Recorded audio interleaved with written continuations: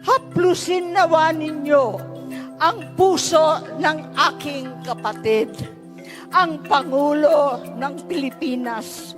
Buksan po ninyo ang kanyang mga mata at bigyan niyo siya ng kaliwanagan ng pag-iisip. Gisingin niyo po siya at ilayo sa mga demonyong nakapaligid sa palasyo.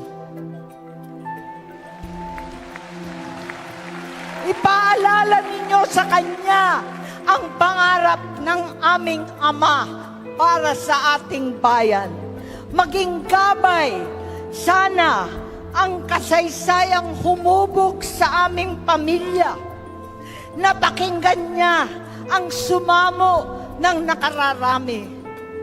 Huwag bugyuin ang mga nagtiwala. Huwag sayangin ang pagkakataon.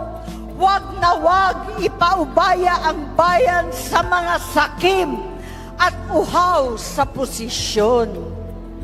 At sa araw ng panunungkulan, laging ihuli ang anuman pansarili. Bigyan niyo po ng lakas ng loob ang bawat Pilipinong hinahamon ng kasalukuyan. Manindigan para sa tama. Labanan ang puwersa ng mga mapanlinlang na umaabuso sa kawalang malay ng pamayanan dahil sa kakatawan ng katakawan sa kapangyarihan. Ipaalala po ninyo, mahal na Panginoon, sa Kongreso na sagrado ang tiwala ng bawat Pilipino, na ang botong ipinagkaloob sa bawat halal na pinuno ay bunga ng kalayaan at demokrasya. Protektahan nawa ninyo ang ating Vice-Presidente. Ang kagandahan taglay ng kanyang puso, pagiging matiisin, mapagpatawad at mapagkalinga. Kami po ay iyong iadya sa makasariling ambisyon, kawalan ng malasakit at pagkabulag sa kapirasong kapangyarihan. Palakasin ninyo ang kalooban at kalusugan ng mga pinuno ng bayan upang makapaglingkod ng mga katapatan, simpatsya at pananagutan. Ang lahat ng aming isipin, gagawin at sasabihin, punuin po ninyo ang aming mga puso ng biyaya upang ang lahat ng aming gagawin o hindi magagawa ay naaayon sa banal ninyong kalooban. Tulungan mong mahalin ka namin tulad ng pagmamahal ng JIL, ng buong isip, buong puso, at buong lakas. Naway maging inspirasyon ka sa amin na aming mga gagawin para sa ikikiginhawa ng aming kapwa, ng aming pamayanan, ng buong bansa. Inalalapit ko sa iyo ang bayang ito.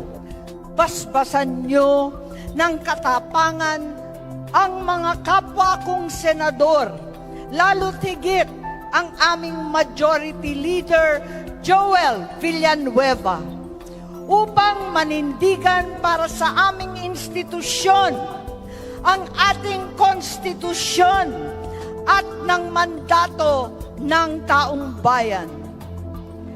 Kami po ay lumililong, itinataas ang aming mga dalangin para sa mas makatotohanang pagbangon at pagkakaisa. Huwag niyo pong pabayaan ang pinakamahalaga kong kapatid, ang taong bayan. Bilang kami pong lahat ay mga anak ng bayan at higit sa lahat, anak ng Diyos. Tahanan ang bansang Pilipinas, kaisa ng buong mundo sa pangarap ng kaunlaran at biyaya ng kapayapaan.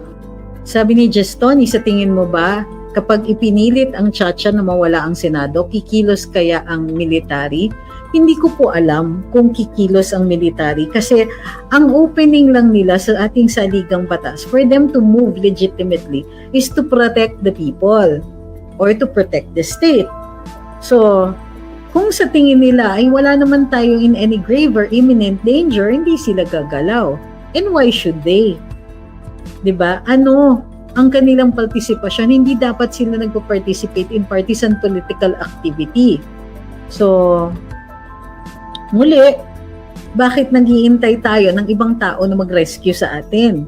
Ang kailangan, wag tayong sumang-ayon dito sa pagbabago sa ating saligang batas, gawa nga ng mga taong alam natin matindi ang self-interest at hindi naman nakikinig sa ating sa taong bayan.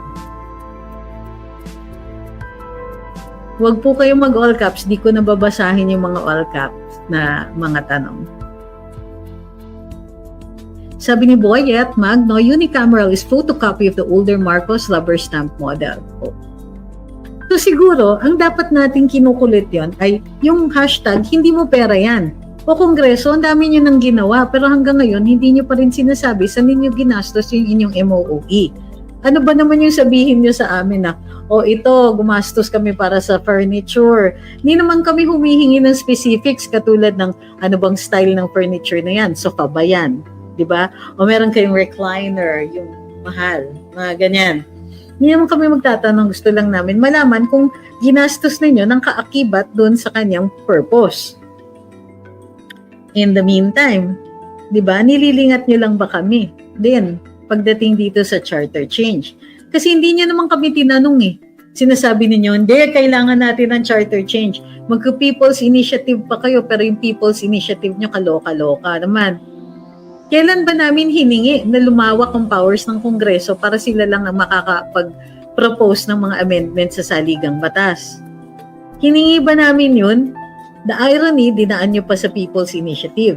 So ngayon, pagka, let's say, tumuloy ang people's initiative, halos nasa discretion na ng Kamara de Representante ang kung ano ang magiging pagbabago dito sa ating constitution.